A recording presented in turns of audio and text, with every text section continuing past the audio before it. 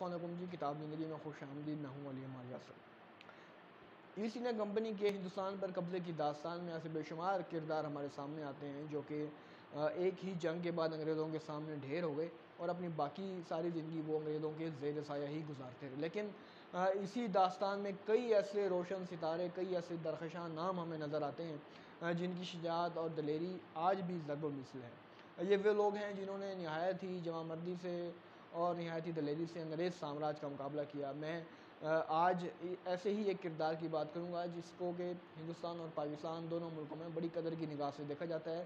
جی ہاں، میں بات کر رہا ہوں ٹیپو سلطان کی، جو کہ ریاست میسور کے حکمران تھے۔ لیکن ٹیپو سلطان سے پہلے میں بات کروں گا حیدر علی کی، جو کہ ٹیپو سلطان کے والد تھے، اور انہی کے ہی دور حکمرانی میں پہلی جنگ ہوئی انگریزوں کی اور ریاست میسور کی۔ یہ کہانی ہے 1767 کی۔ 1767 کا ذرا آپ پس منظر سمجھ لیں۔ یہ وہ زمانہ ہے جب ہندوستان کی ایک بہت خوشحال ریاست بنگال اور ایک دوسری خوشحال ریاست اودھ، یہ دونوں ریاستیں انگریزوں کے زیر تسلط ہیں، اور شجاع الدولہ بھی شکست کھا چکا ہے، سراج الدولہ بھی شکست کھا چکا ہے، میر قاسم بھی اور شاہ عالم ثانی بھی۔ یہ سب لوگ انگریزوں سے شکست کھا کر اپنی سلطنت جو ہے وہ انگریزوں کو دے چکے ہیں۔ اس صورتحال میں انگریزوں کو یہ لگ رہا تھا کہ ہم ہندوستان میں جس طرح بھی بڑھتے جائیں گے ہمارا راستہ روکنے والا کوئی نہ ہوگا، اور ہمارے سیلاب کے آگے کوئی بھی بند نہیں ہے جو کہ ہمیں روکے۔ اسی تکبر میں اور اسی غرور میں وہ ریاست میسور کے سرحدی علاقوں پر حملہ کرتے ہیں، لیکن ان کو علم نہیں تھا کہ ریاست میسور کا حکمران کون ہے اور ریاست میسور کی افواج کی کیا پوزیشن ہے۔ تو جناب حیدر علی نے اپنی افواج کی ٹریننگ کی ہوئی تھی یورپین طرز پر۔ انہوں نے فرانس سے بندے منگوائے ہوئے تھے، اور وہ جو فرانسیسی سپاہی تھے یا جو فرانسیسی جو ہے وہ ٹرینرز تھے، انہوں نے ان کی افواج کو نہ صرف یہ کہ ڈسپلنڈ کیا تھا بلکہ جدید اسلحہ بھی جو ہے وہ دستیاب تھا حیدر علی کی افواج کو۔ یہ افواج جو ہے نہایت دلیری سے لڑتی تھی، اور جب ان کا پہلی دفعہ پالا پڑتا ہے انگریزوں سے تو انہوں نے انگریزوں کے چھکے چھڑا دیے۔ تو 1767 میں جو جنگ ہوتی ہے، اس جنگ میں انگریزوں کو ایسی بری شکست ہوئی کہ مورخین یہ لکھتے ہیں، خصوصاً میں اگر بات کروں ولیم ڈالرمبل کی، جنہوں نے اپنی کتاب انارکی میں یہ لکھا ہے کہ اس جنگ میں انگریزوں کو شکست دینے کے بعد اگر حیدر علی اور ٹیپو سلطان اپنی افواج کو لے کے انگریزوں کی طرف، ان کے علاقے کی طرف بڑھتے چلے جاتے تو مدراس تک جو ہے ان کا راستہ روکنے والا کوئی نہیں تھا۔ مدراس جو ہے وہ انگریزوں کا ہیڈ کوارٹر تھا، یعنی اگر وہ آگے بڑھتے جاتے تو شاید انگریزوں کا جو ہے وہ خاتمہ ہو جاتا ہے ہندوستان سے، لیکن تقدیر کو یہ منظور نہیں تھا۔ اس جنگ میں انگریزوں کو شکست دینے کے بعد دونوں باپ بیٹا واپس اپنی ریاست میسور کو پلٹ جاتے ہیں۔ اچھا، اسی دوران حیدر علی کو یہ احساس ہوتا ہے کہ اگر ہندوستان کے جو مقامی حکمران ہیں، جو ریجنل پاورز ہیں، اگر وہ آپس میں لڑتے رہیں گے تو اس آپسی جنگ کا فائدہ انگریزوں کو ہوگا۔ سو حیدر علی صاحب جو ہے وہ ایگریمنٹس کرتے ہیں اپنی ہمسایہ ریاستوں سے، جو کہ ریجنل پاورز کی، مثلاً حیدرآباد کے حکمران کو نظام کہا جاتا تھا، تو نظام آف حیدرآباد سے حیدر علی نے ایگریمنٹ کیا۔ اس کے بعد مراٹھا، جسے ہم مرہٹا بھی کہتے ہیں، مراٹھا بھی لکھا جاتا ہے، ان کے جو لیڈر تھے جسے پیشوا کہا جاتا تھا، تو مراٹھا پیشوا سے بھی حیدر علی نے ایگریمنٹس کیے، اور ان ایگریمنٹس میں یہ طے پایا کہ جی ہم آپس میں جنگ نہیں لڑیں گے، اور ریاست میسور جو ہے وہ مراٹھا پیشوا کو سالانہ اتنا خراج ادا کرے گی۔ جی دوبارہ سے جنگ ہوتی ہے انگریزوں کی سلطنت میسور کے ساتھ، یہ 1780 کی بات ہے۔ تو اس جنگ میں اگین شکست ہوتی ہے انگریزوں کو، بہت ہی عبرتناک شکست ہوتی ہے، اور انگریز جرنیل بیلی جو ہے وہ بھی ٹیپو سلطان کے قبضے میں آ جاتا ہے۔ سو اس شکست کے بعد جو ہے 1780 میں اور 1782 تک یہ جنگ جاری ہوئی، اور 1782 میں حیدر علی وفات پا جاتے ہیں، لیکن ٹیپو سلطان اپنے والد کی وفات کے بعد بھی یہ جنگ جاری رکھتے ہیں، انگریزوں کو شکست دے دیتے ہیں۔ لیکن اب اقتدار میں آنے کے بعد ٹیپو سلطان کا مائنڈ سیٹ اپنے والد سے تھوڑا سا مختلف ہے۔ وہ جو ہے وہ سافٹ ڈپلومیسی جو ہے اس کو اتنا امپورٹنس نہیں دیتے تھے ٹیپو سلطان۔ ان کو یہ چیز پسند نہیں تھی کہ ریاست میسور، جو کہ ان اٹ سیلف خود مختار ریاست ہے، جس کی فوج بڑی منظم اور ڈسپلن فوج ہے، اور جس کی فوج کے پاس جدید اسلحہ ہے، اور جو کہ یورپین طرز کی جس کو ٹریننگ ملی ہوئی ہے، یہ فوج مراٹھوں کو جو ہے وہ کیوں سالانہ خراج ادا کرے۔ سو انہوں نے وہ خراج دینا چھوڑ دیا۔ تو جب یہ پتہ چلا مراٹھا پیشوا کو، تو ان دونوں کی اگین جنگیں ہوتی ہیں، اور اس جنگ میں جو ہے ٹیپو سلطان کو شکست ہوتی ہے، تو وہ پھر کہتے ہیں کہ چلیں جی ٹھیک ہے، ہم آپ کو سالانہ جو ہے وہ خراج دے دیں گے، جو کہ ہمارے حیدر علی صاحب نے آپ کے ساتھ ایک ایگریمنٹ میں طے کی تھی، وہ ہم آپ کو دے دیں گے. لیکن نقصان یہ ہوتا ہے کہ اب وہ جو ایک ڈپلومیٹکلی پیسفل ایک سچویشن تھی وہ خطرے میں پڑ جاتی ہے. جو ایک ٹرسٹ ڈیولپ ہو گیا تھا، وہ ٹرسٹ جو ہے اب ان کا آپسی وہ بہت کم ہو جاتا ہے. اس ٹرسٹ ڈیفیسٹ کا فائدہ جو اٹھاتے ہیں وہ انگریز اٹھاتے ہیں کہ وہ مراٹھا پیشوا کے پاس اپنے سفارتکار اور اپنے سفیر ایلچی بھیج دیتے ہیں اور ان کے ساتھ تعلقات بڑھانا شروع کر دیتے ہیں. اچھا، ٹیپو سلطان کا جو مائنڈ تھا بڑا ایگریسو قسم کے تھے، وہ کسی کے زیر تسلط تو بالکل ہی نہیں رہ سکتے تھے. اور ان کے بارے میں یہ مشہور بھی تھا کہ جی وہ اپنی ریاست کو ایکسپینڈ کرنا چاہ رہے ہیں. حالانکہ یہ اس وقت کی جو سلطنتیں ہوتی تھیں ان کی ٹریڈیشنز تھیں کہ ان کی جھڑپیں چلتی رہتی تھیں. بہرحال ان جھڑپوں کو یہ رنگ دیا گیا کہ جی ٹیپو سلطان جو ہے اپنے ارد گرد کی جو ریاستیں ہیں، اپنی ہمسایہ ریاستیں، مثلا نظام آف حیدرآباد اور مرہٹوں، ان سب کو بھی وہ ختم کرنا چاہتے ہیں. نظام آف حیدرآباد بھی ٹیپو سلطان سے تھوڑے دور ہو گئے اور مراٹھا پیشوا بھی ٹیپو سلطان سے دور ہو گئے، اور ان دونوں کو انگریزوں نے اپنے نیکسس میں لے لیا. یعنی کہ پہلے جو ایک سہ رکنی اتحاد تھا حیدر علی کا، نظام آف حیدرآباد اور مراٹھا پیشوا کا، اب اس میں حیدر علی یا سلطنت میسور کو ریپلیس کر دیا انگریزوں نے.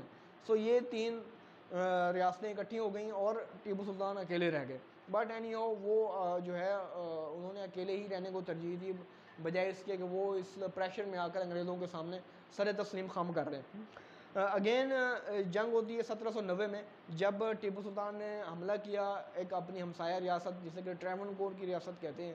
تو اس ریاست پہ جب انہوں نے حملہ کیا تو ٹریونکور جو ہے وہ انگریزوں کی حلیف ریاست تھی، ان کے الائز تھے، ان کے اتحادی تھے.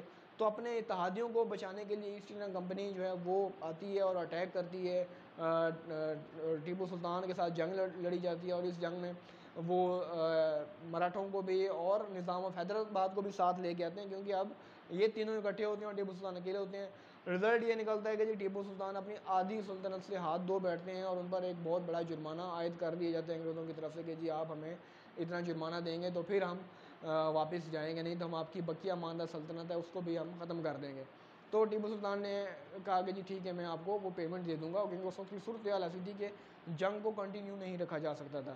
تو انگریزوں نے کہا کہ جی اچھا آپ ہمیں تو دے دیں گے پیسے، لیکن جب تک آپ یہ جرمانہ نہیں ادا کرتے، آپ کے 2 بیٹے جو ہے ہمارے پاس بطور ضمانت رہیں گے. تو ٹیپو سلطان صاحب کے 2 بیٹے جو ہے وہ انگریز کی چھاؤنی میں جو ہے وہ رہتے ہیں جب تک کہ وہ بقیہ ماندہ جرمانہ جو ہے وہ پورا بھر نہیں دیتے. تو اینی ہاؤ جی یہاں سے ایک اور کہانی میں نیا ٹرن یوں آتا ہے کہ یورپ میں فرانس اور برطانیہ کی جو ہے وہ ٹسل بڑی پرانی تھی.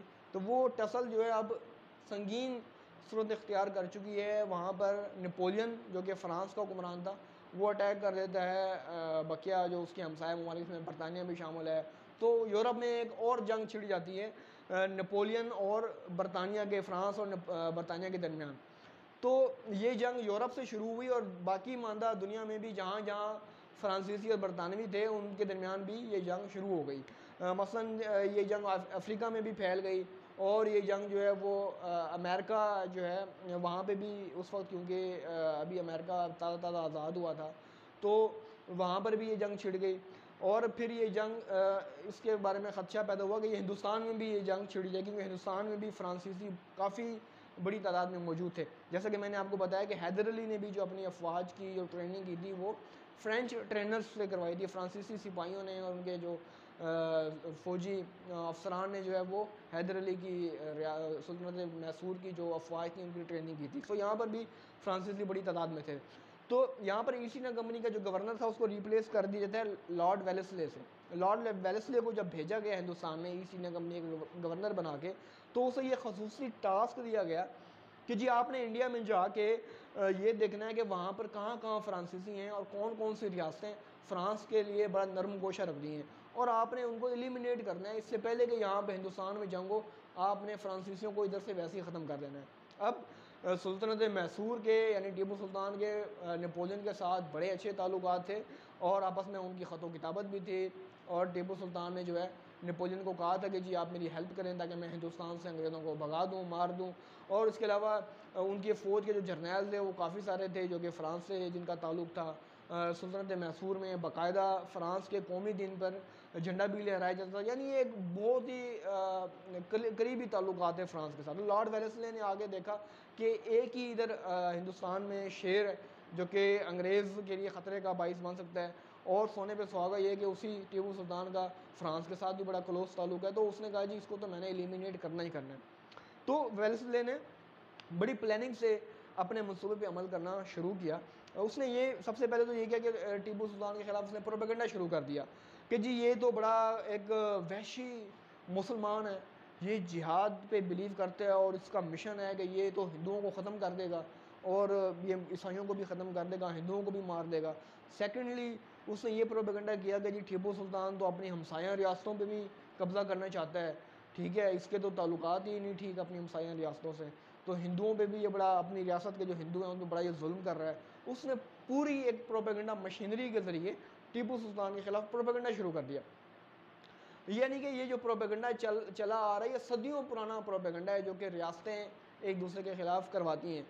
اچھا, اس کے بعد اس نے دوسرا کام یہ کیا کہ اس وقت کے جو ہندوستان کے انویسٹرز تھے, یعنی جن کے پاس پیسہ تھا, ان کو اس نے کہا جی آپ ہمیں پیسے دیں, ہم نے ایک فوج کھڑی کرنی ہے اور ہم اس فوج کو کھڑا کر کے میسور پہ اٹیک کریں گے. ٹیپو سلطان کو شکست دینے کے بعد اس کے خزانے سے آپ کا یہ جو قرضہ ہے سود سمیت واپس کیا جائے گا. اس زمانے میں یہ جو جنگیں تھیں یہ پراپر یعنی فائنانس ہوتی تھی. مثلا میں نے سراج الدولہ والی کہانی میں بھی آپ کو بتایا کہ جگت سیٹھ جو تھے انہوں نے فائنانس کیا تھا انگریزوں کی جنگ کو. اگر آپ نے وہ ویڈیو نہیں دیکھی تو اس کا لنک آپ کو اس ویڈیو کے کمنٹ میں مل جائے گا. سو اس وقت کے جتنے بھی طاقتور اور جو صاحب دولت جو انویسٹرز تھے ان سے انگریزوں نے پیسہ لیا اور ایک بہت بڑی فوج انہوں نے تیار کرنا شروع کر دی, اور اس فوج کو کھڑا کرنے کے بعد اس کو انہوں نے جناب اسلحے سے لیس کیا, اس کی ٹریننگ کروائی, اور جو ہمسایہ ریاستیں تھیں ٹیپو سلطان کی حیدرآباد اور مراٹھا ان کو بھی اپنے ساتھ ملا کے انہوں نے پھر اٹیک کر دیا ٹیپو سلطان پہ.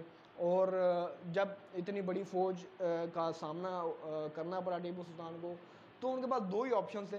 پہلا آپشن تو یہ تھا کہ وہ جی ہتھیار ڈال دیتے انگریزوں کے سامنے, وہ کہتے جی فرانس سے ہمارا کوئی تعلق نہیں ہے اور ہم بھی آج سے جناب آپ کے خدمت گزار ہیں, جیسے کہ شجاع الدولہ آپ کا خدمت گزار بن گیا تھا, جیسے آپ کا خدمت گزار جناب میر قاسم بن گیا تھا, جیسے میر جعفر آپ کا خدمت گزار ہے, جیسے شاہ عالم ثانی آپ کا خدمت گزار ہے, ہم بھی جناب آپ کے ہی زیر سایہ زندگی بسر کریں گے. دوسرا آپشن جو ہے وہ یہ تھا کہ ٹیپو سلطان کے پاس اگرچہ ریاست بھی آدھی رہ چکی ہے, وسائل بھی آدھے رہ چکے ہیں, لیکن ان آدھے وسائل کے باوجود وہ جرأت مندی سے, بہادری سے, دلیری سے انگریزوں کا مقابلہ کریں اور ان کے سامنے سر تسلیم خم کرنے سے انکار کر دیں. یہ مشکل راستہ تھا لیکن ٹیپو سلطان نے یہی راستہ اختیار کیا. انہوں نے ہتھیار ڈالنے سے انکار کر دیا اور بڑے جوش و جذبے سے انگریزوں کے خلاف انہوں نے جنگ لڑی.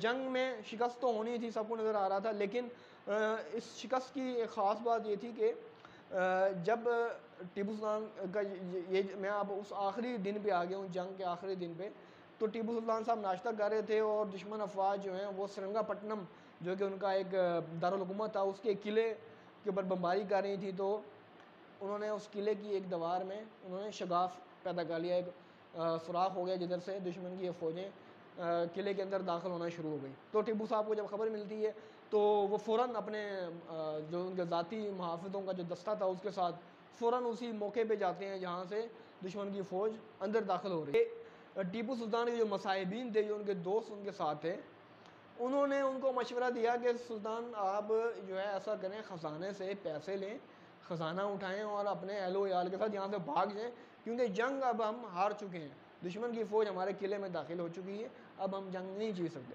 اس پر ٹیپو سلطان پہ بڑا سخت ناراض ہوئے کہ تم مجھے یہ کیسا بزدلوں والا مشورہ دے رہے ہو, میں ادھر بھاگنے کے لیے نہیں ہوں, میں نے جنگ لڑنی ہے, اگر میں نے ہتھیار ڈالنے ہوتے تو میں بہت پہلے ڈال دیتا. سو وہ ادھر پہنچتے ہیں اور اس پہ اٹیک کر دیتے ہیں دشمن پہ, اور اسی جنگ میں جو ہے وہ لڑتے لڑتے, بھاگتے بھاگتے نہیں, بڑی یہ ایک دلیری کی یہ ایک کہانی ہے کہ وہ لڑتے لڑتے ادھر شہید ہوتے ہیں. اور جب میں یہ سارا میں پڑھ رہا تھا اور وہ ایونٹس پڑھ رہا تھا اور کیسے ٹیپو سلطان وہاں آ گئے اور کیسے انہوں نے اٹیک کیا اور پھر ان کی شہادت کا وہ سارا ایک جو, میں بھی جو ہے وہ بہت زیادہ ایموشنل ہو گیا کہ یار کیا دلیر اور کیا ہی شجاع آدمی ہے یہ.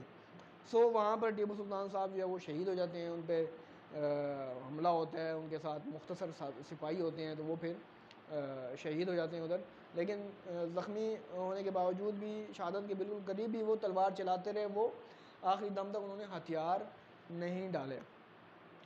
جب یہ خبر پہنچتی ہے سلطنت میسور میں ہر طرف کہ ٹیپو سلطان صاحب شہید ہو گئے ہیں، تو پوری ریاست کے لوگ بشمول ہندو وہ سڑکوں پہ ماتم کرنے کے لیے پہنچ گئے، ایک ماتمی جلوس نکلے، لوگ سڑکوں پہ نکل کے زاروں قطار رونے لگے اور سوگ منانے لگے۔ تو یہ دیکھ کر تو بس جتنے بھی جو لوگ آئے تھے حملہ کرنے کے لیے، وہ تو یہ سوچ کے آئے تھے کہ جی ہم ادھر آئیں گے اور ہندو آبادی کو لبریٹ کریں گے، آزاد کروائیں گے، ہندوؤں کو ٹیپو سلطان کے تسلط سے ہم آزاد کروائیں گے۔ وہ دیکھ کے حیران رہ گئے کہ ہندو آبادی بھی ٹیپو سلطان سے اتنی ہی محبت کرتی ہے جتنی کہ مسلمان آبادی محبت کرتی ہے۔ اینی ہاؤ جی، یہ ایک انتہائی دلیر اور شجاع ریاست کے حکمران کی کہانی تھی۔ اس کہانی میں ہمارے لیے سیکھنے کو بہت کچھ ہے۔ سب سے پہلی تو بات یہ ہے کہ جی ایک طاقتور فوج کا ہونا بہت ضروری ہے۔ اگر ایک طاقتور فوج نہیں ہے تو آپ شجاع الدولہ کی طرح اور سراج الدولہ کی طرح ایک ہی جنگ کی مار ہیں۔ شجاع الدولہ اور سراج الدولہ پہ جو ویڈیوز میں نے بنائی تھی وہ میں اس ویڈیو کے کمنٹس میں اس کا لنک بھی پوسٹ کر دوں گا۔ سیکنڈلی، خوشحال ریاست مالی طور پر بھی خوشحال ہونا بہت ضروری ہے، کیونکہ جب تک آپ کی ریاست مالی طور پر خوشحال نہیں ہوگی، آپ اپنی آرمی کو بھی فیڈ نہیں کر سکتے، ان کو آپ اکوپمنٹ جدید اسلحہ نہیں دے سکتے، ان کی آپ ٹریننگ نہیں جدید بنیادوں پہ کر سکتے، ان کی آپ لائلٹی کو انشور نہیں کر سکتے۔ سو یہ بھی بڑی امپورٹنٹ ہے۔ دیکھیں انگریزوں نے بھی جب اٹیک کیا تو انہوں نے بھی فائنینسرز اکٹھے کیے، پیسہ پوسا اکٹھا کر کے ہی انہوں نے ایک فوج کھڑی کی۔ سو مالی خوشحالی بھی بڑی امپورٹنٹ ہے۔ تیسرے نمبر پہ جو ہے سافٹ ڈپلومیسی یعنی سفارتکاری بڑی امپورٹنٹ ہے کہ ٹیپو کے جو والد تھے حیدر علی، انہوں نے اپنی ہمسایہ ریاستوں کے ساتھ جو ہے سفارت کارانہ تعلقات قائم کیے ہوئے تھے، جس کی وجہ سے ان ریاستوں نے ان کے خلاف انگریزوں کا ساتھ نہیں دیا۔ چوتھی بات یہ ہے کہ جی پروپیگنڈا جو ہے وہ صدیوں پرانی حقیقت ہے۔ ریاستیں اپنی مخالف ریاستوں کے خلاف پروپیگنڈا کرواتی رہتی ہیں۔ ابھی بھی ہم دیکھتے ہیں کہ جی کبھی جمہوریت کے نام پر، کبھی انسانی حقوق کے نام پر ریاستیں جو ہیں دوسری ریاستوں کے خلاف پروپیگنڈا کروا رہی ہوتی ہیں، اور جب وہی چیزیں کسی اور ریاست میں ہو رہی ہیں اس کو اگنور کر دیا جاتا ہے۔ سو پروپیگنڈا جو ہے وہ صدیوں پرانی ایک پالیسی ہے، اسٹریٹجی ہے جنگ جیتنے کی اور دشمن کو نیچا دکھانے کی۔ یہ کچھ چیزیں ہیں جو کہ آج بھی شاید ہم ان سے ریلیٹ کر سکتے ہیں۔ امید ہے کہ یہ ویڈیو آپ کو پسند آئی ہوگی۔ ہمارے پیج کو فالو کرتے رہیں، ہم اپنے پیج کے ذریعے فری میں جو بکس ہے وہ تقسیم کرتے رہتے ہیں۔ کیسے یہ آپ جب پیج فالو کریں گے تو آپ کو آئیڈیا ہو جائے گا۔ فیس بک پیج کو ہمیں فالو کریں، کتاب زندگی کو، اس کے علاوہ جو ہے آپ ہمیں یوٹیوب پر، انسٹاگرام پہ، ٹویٹر پہ بھی فالو کریں۔ دعاؤں میں یاد رکھیں۔ اللہ حافظ۔